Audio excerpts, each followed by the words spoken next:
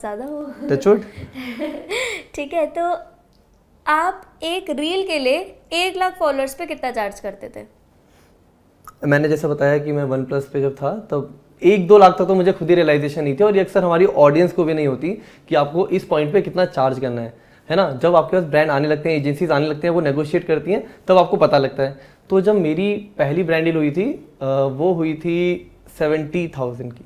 Okay, तब आप कितने फॉलोअर्स पे थे? तब मैं था करीब 220 पे, 2,20,000 करेक्ट। फॉलोअर्स पे, ठीक है। ओके, देन हम थोड़ा सा और आगे बढ़ते हैं। जब आप 4 लाख फॉलोअर्स पे थे तब आप कितने में ब्रांड डील्स अपनी और ये आप रील के लिए बता रहे हो, राइट? हाँ जी, रील के लिए ऑन एवरेज रील ही हमारा मेजर होता है ना, गेम प्ले। तो अब देखिए यहाँ पे क्या होता है ना, गेम अक्सर आपको समझनी होगी कि आपके रेट डबल नहीं होते कभी। 2 लाख से अगर आपके फॉलोअर्स 4 लाख होंगे, आपके रेट डबल नहीं होंगे, मार्जिनली बढ़ते हैं। और ये मार्जिनल कॉस्ट अक्सर कम होती रहती है ना।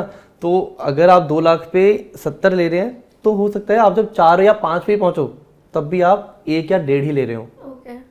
राइट। तो मतलब अगर मैं 2 लाख पे 70 ले रहा हूँ, तो ऐसा नहीं है 4 लाख पे मेरे को 1.40 हो जाएंगे, क्योंकि वो मार्जिनली बढ़ेंगे। वो होगा 1 या 1.20। अब जैसे ही अगर आप 5 लाख या 1, फिर आज मैं जैसे 7.5 पे हूँ, क्या ये नंबर मुझे बताना चाहिए रियलिटी पे? हाँ। अरे नहीं चलिए, अगर आज मैं 7.5 पे हूँ और अगर आज मैं लेता हूँ 3 साढ़े 3, रेंजिंग फ्रॉम 3 to 3.5 lakhs, तो ये मेरे आज का प्राइस है एक रील का। करेक्ट।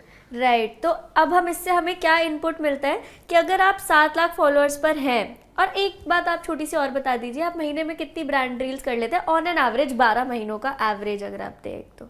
आप मतलब साल का पूछ रहे हैं या महीने का पूछ रहे हैं? साल का। अच्छा, साल के महीने का एवरेज, ओके।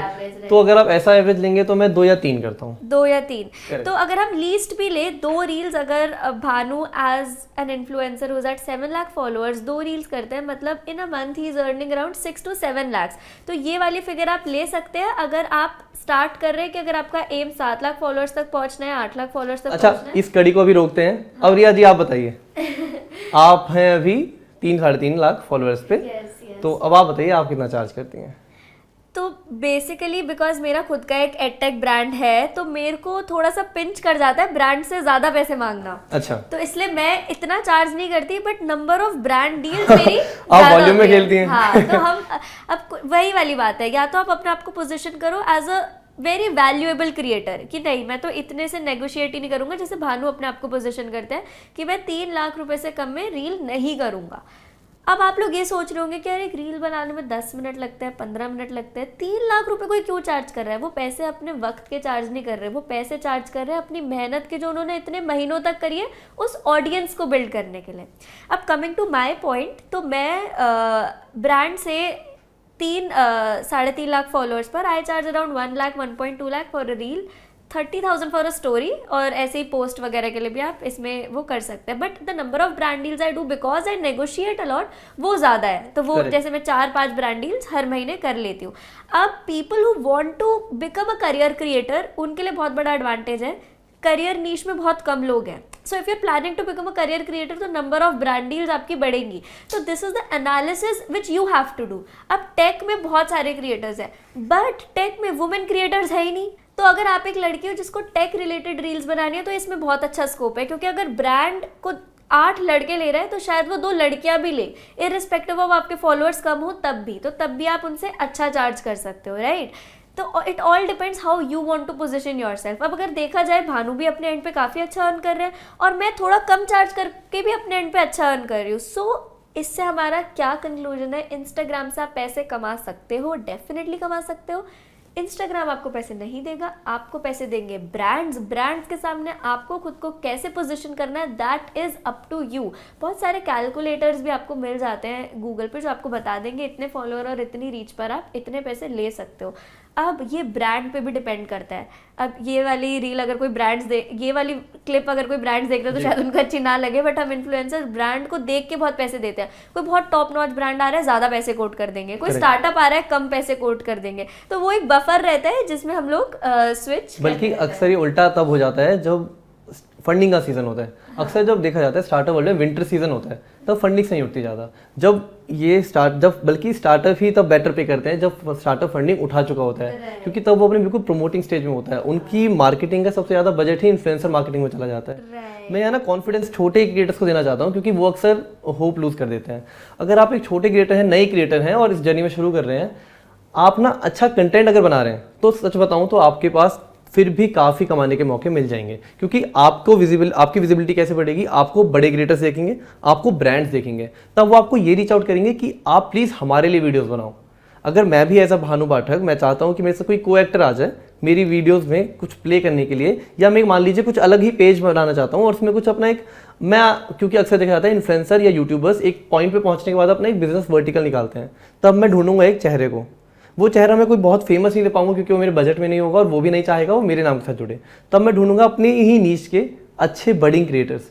तो अगर आप अच्छा कंटेंट बना रहे हैं ना, तो आपको कोई बड़ा क्रिएटर, बड़ा यूट्यूबर या कोई ब्रांड बहुत इजीली रीच आउट करेगा और आपसे कहेगा प्लीज हमारे लिए वीडियो बना दो, और आप उसके लिए भी काफी अच्छा चार्ज कर सकते हैं। राइट।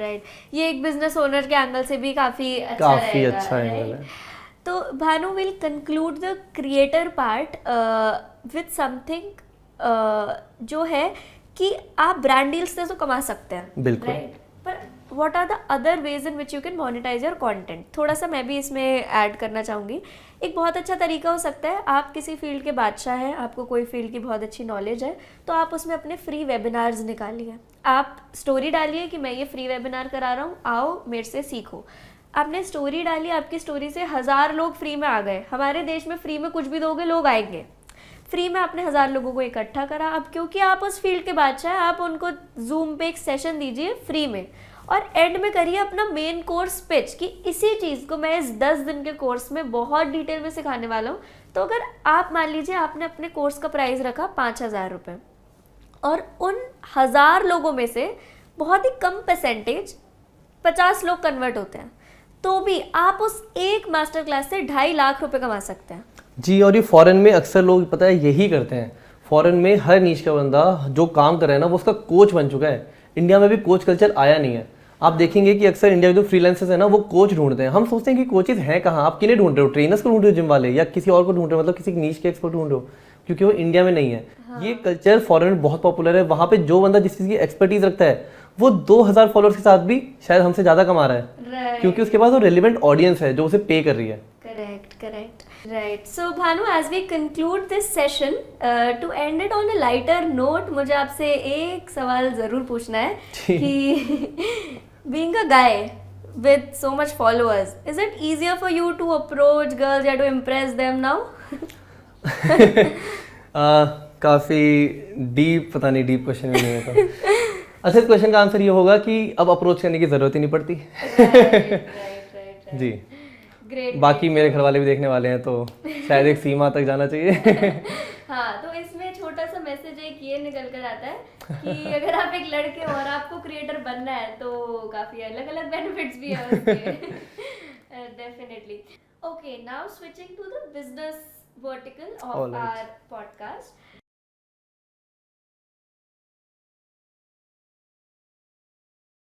आप एक रील के लिए कितना चार्ज करते थे? अगर आज मैं 7.5 पे हूँ और अगर आज मैं लेता हूँ, अब रिया जी आप बताइए।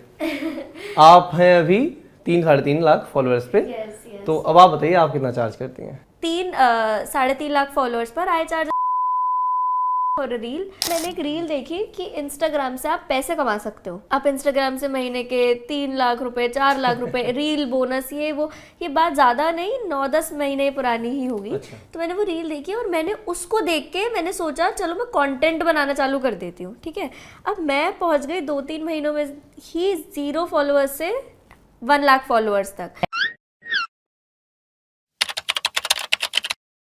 हाय guys, welcome to the new episode of reality. आज का episode more than a podcast एक बहुत ही इंसाइटफुल सेशन रहेगा जिसमें आपको पता लगेगा कि exactly how to grow on Instagram से आप कितने पैसे कमा सकते हो एंड लेजिटली कितने पैसे कमा सकते हो। बिकॉज बहुत लोग आपको फेक होप्स देंगे बट यहाँ पर ऐसा कुछ भी नहीं होने वाला, बिकॉज आप रियलिटी पे हो। प्लस हम ये भी डिस्कस करेंगे कि कैसे आप अपना नीश चूज कर सकते हो, क्या क्या इक्विपमेंट्स चाहिए होते हैं कंटेंट बनाने के लिए, like legit everything related to Instagram. और आज के हमारे गेस्ट भी बहुत खास है, तो चलो आ जाओ मेरे साथ। हाय भानु, वेलकम टू रियलिटी। बहुत सारी रियल बातें करने वाले हैं।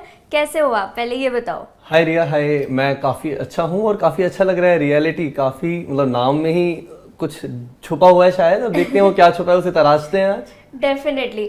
और आज के सेशन को ना भानु हम 2 पार्ट्स में डिवाइड करेंगे, क्योंकि इंस्टाग्राम में लोग 2 चीज़ों की वजह से जाते हैं। एक तो वो जाते हैं जब उन्हें खुद क्रिएटर बनना होता है, और एक वो जाते हैं जब उनको अपना बिजनेस इंस्टाग्राम के थ्रू फेमस करना होता है। तो let's divide the session in 2 parts. और अगर ऑडियंस के लिए भी मैं ये कहना चाहूँगी, अगर आपको सिर्फ बिजनेस वाला एंगल देखना है तो आप थोड़ा आगे बढ़ा सकते हैं। अभी हम सिर्फ क्रिएटर वाला एंगल डिस्कस करेंगे in the first half. So let's dive in. Sure. Bhanu, जब भी कोई इंस्टाग्राम पर एक क्रिएटर बनने की सोचता है तो सबसे पहला सवाल जो हर किसी को हॉन्ट करता है वो ये है कि हम अपना नीश कैसे चूज करें। नीश मतलब हम किस टाइप का कंटेंट बनाएं, किस डोमेन में कंटेंट बनाएं। तो आप क्या सजेस्ट करते हो, नीश कैसे चूज करना चाहिए? I totally accept. मैं जब भी किसी कॉलेज, सेमिनार, वेबिनार कहीं भी होता हूँ, पहला क्वेश्चन कोई आता है ना तो उसका ये होता है कि भैया हम बनाएं किस पे। मैंने कहा यार देखो, अब मैं इसे बहुत ही आसान भाषा में बताता हूँ, है ना। एक आपकी नीश या आपके कंटेंट पिलर, आपका थीम, ये कैसे डिसाइड करोगे? 2 चीज़ें, या तो पर्पस ड्रिवन हो सकता है या फिर आपका बैकग्राउंड। आपके बैकग्राउंड से मेरा मतलब है कि आप क्या पढ़ के आए हैं, आप क्या कर रहे हैं, आप किस में जिज्ञासा, मतलब जिज्ञासा क्यूरियोसिटी किस में रखते हैं, आप क्या करना चाहते हैं, है ना। तो मान लीजिए कि आप आज के टाइम पे एआई हो, बहुत ही कम पॉसिबिलिटी है कि आपने एआई कुछ किया हो या कुछ पढ़ के आए हो, क्योंकि एआई अब रिवोल्यूशनाइज हो रही है ना। तो मतलब आप एआई में इंटरेस्ट रखते हो तो आप उसमें पढ़ के उसके साथ साथ करके उसका कंटेंट ऑडियंस को दे सकते हो। थोड़ा बैकग्राउंड ड्रिवन ही कहूँगा मैं इसे। अब पर्पस ड्रिवन हो सकता है कि आप किसके लिए आ रहे हैं, किसके लिए क्रिएटर बनना चाहते हैं। वो हो सकता है आप फेम चाहते हो सकता है आप पैसा कमाना चाहते हो सकता है आपके मन में कुछ ऐसा हो कि यार मैं अपनी लोकेलिटी में कुछ ऐसा एनजीओ टाइप काम करूँ, मतलब सोसाइटी के लिए कुछ देना चाहते हो। अब जब ये पर्पस, और ऐसे ही कई पर्पस हो सकते हैं आप बस कुछ स्प्रेड करने आ रहे हो कि हाँ ठीक है, मैं 1 to 1 नहीं कर सकता, मैं 1 to many करता हूँ। जो चीज़ें आज तक ऐसे दबी आ रही हैं कुछ हिस्ट्री से, वो भी आपके पर्पस में आ गया कि, है ना, कि हमारे हिस्ट्री में, इतिहास में, इंडिया भारत वाली बात कुछ भी हो, ऐसा अगर आप इनको सामने ला रहे हो वापस से, तो हो सकता है पर्पस ड्रिवन हो। तो आप पर्पस और बैकग्राउंड, मतलब आप ये कह रहे हो कि अगर आपको बैकग्राउंड ड्रिवन जाना है तो जिस फील्ड में मे बी आपने ग्रेजुएशन, पोस्ट ग्रेजुएशन करी है, या आपकी फैमिली का, आपका खुद का इंटरेस्ट किसी फील्ड में हो, तो दैट इज बैकग्राउंड ड्रिवन। और अगर आप किसी पर्पस से आ रहे हैं, जैसे किसी पर्टिकुलर चीज पर आपको अवेयरनेस फैलानी है, तो that is purpose driven, correct. जैसे हम कुछ नीशेस की बात करते हैं तो आजकल कुछ टॉप आई गेस 3-4 नीशेस जो निकल कर आ रहे हैं। एक तो आ रहा है फाइनेंस, आप एक फाइनेंस क्रिएटर है। देन आ रहा है हमारा टेक क्रिएटर्स बहुत ज्यादा वायरल हो रहे हैं, क्योंकि लोग आ रहे हैं करियर फिर आ रहे हैं करियर। एंड फिर हम आते हैं साइंस फैक्ट्स वगैरह, कुछ लोग बताते हैं, कुछ लोग ज्योग्राफी के बारे में बताते हैं, हिस्ट्री के बारे में बताते हैं। तो ये कुछ टॉप नीशेस हैं जो आजकल चल रहे हैं। इनफैक्ट आजकल तो एआई क्रिएटर्स इतने बूम पर हैं। हाँ, तो अगर मैं भी ऑडियंस को ये बताना चाहूँगी, नीश चूज कर रहे हो, पर्पस भी इम्पॉर्टेंट है, बैकग्राउंड भी इम्पॉर्टेंट है, पर मेनली इम्पॉर्टेंट जो चीज़ है वो ये है, आपको ये देखना पड़ेगा कि किस नीश से आप ज़्यादा पैसे कमा सकते हैं। अगर आपका मोटिव पैसे कमाना है तो और मैं बताऊँ ये बेस्ट कब हो जाएगा। मैं एडिटर को रिक्वेस्ट करूँगा, यहाँ पे आप एक वेन डायग्राम बनाइए ऐसा, ये है पर्पस ड्रिवन, ये है बैकग्राउंड ड्रिवन। जब आप बीच में लाई कर जाएंगे ना, आपने वो मतलब स्वीट स्पॉट ढूंढ लिया है। अगर आप उस बीच वेन डायग्राम के बीच में आ गए तो बस आपने अपना मकसद ढूंढ लिया, बब बस कूद पड़ो उसमें। अगर आप उसमें एक्सपर्टीज रखते हो, बैकग्राउंड रखते हो और पर्पस भी आपका मैच कर रहा है उसके साथ, तो बस बीच में आ जाइए और शुरू करिए कंटेंट बनाना। और when I am talking about money, अगर आपके लिए मनी एक फैक्टर है तो दिस इज गुड। बट अगर अब आप क्या है, जैसे मान लो आप एक डॉक्टर है ना, तो आप एज अ डॉक्टर आप एक अच्छे पैसे कमाते हैं हॉस्पिटल में काम करके और ये सब करके।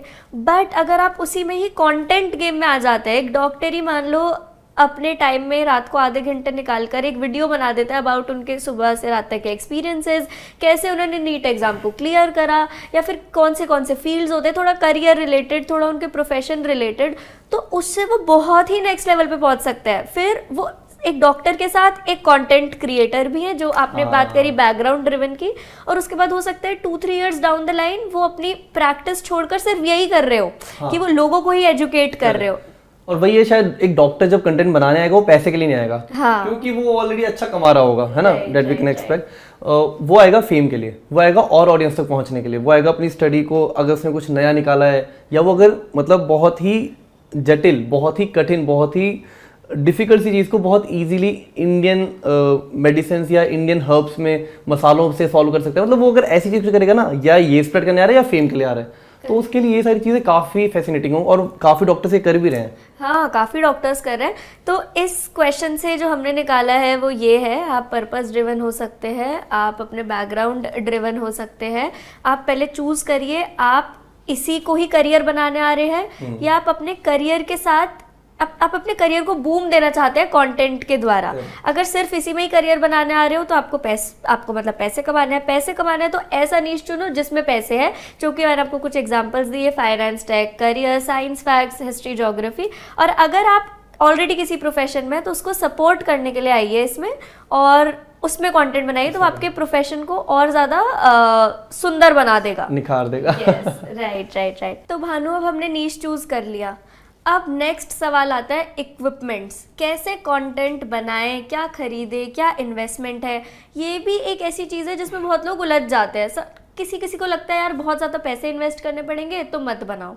तो आपका इसमें क्या ओपिनियन है? आपने कैसे स्टार्ट करा था? Rubbish, totally rubbish. आपको एक पेनी खर्च नहीं करनी, ये सब बहाने हैं। एक्चुअली हम इंसानों की आदत होती है, हम